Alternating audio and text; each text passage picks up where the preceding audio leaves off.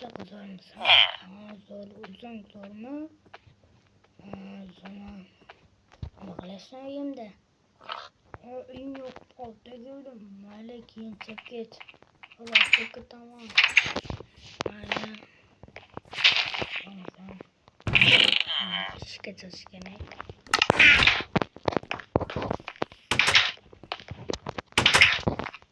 Kursular. İyi.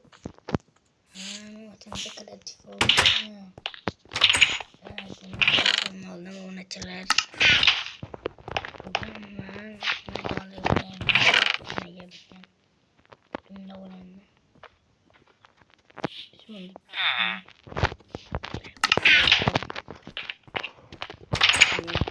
Buradan bugün. Şimdi. Nerede oldu vaktiyle açacağım?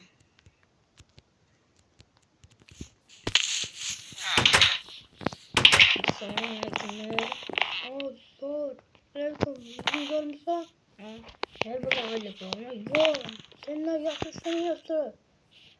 Doğramazsan şu şansın yok. Plan yok sana. Serverden koy.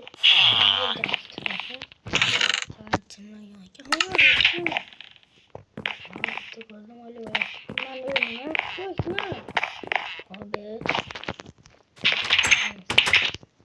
Sen şu tutanamadı netoda. Olmasam nama tutuyorum. Bunu drama orama. Kendim olan olacağım. Biz için bilmediğim olur mu? Koyamam ya ama kuşak oluyor.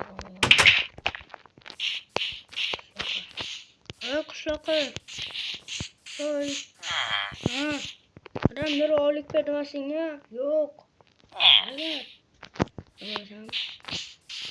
Evet. Kuşak. Sen beri ağırlık verdin mi? Yok. Sen bana gibi yanında. Bayağı anlatıldı. Ne oldu buraya? Bana anlatsana. Dur. Şimdi ajanayım abi. Şimdi mi? Buraya ben kapatır alayım. Sen ya. Tamam açalım. Hadi. Bana açalım.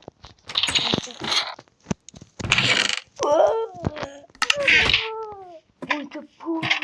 Açalım. Ucapul mı? Ulanı doğmuyor. Ağamyarı. Yende umuru olmayacak. Olsun. Yapacağım size. Malum bluzu. Koçan atıyor. Merhaba bana çalışıyor. Waktu itu sama video itu gene oluşurdu. Eğer 50 like yoksa ikinci kısmını çıkaramaz. Kemer boğarına.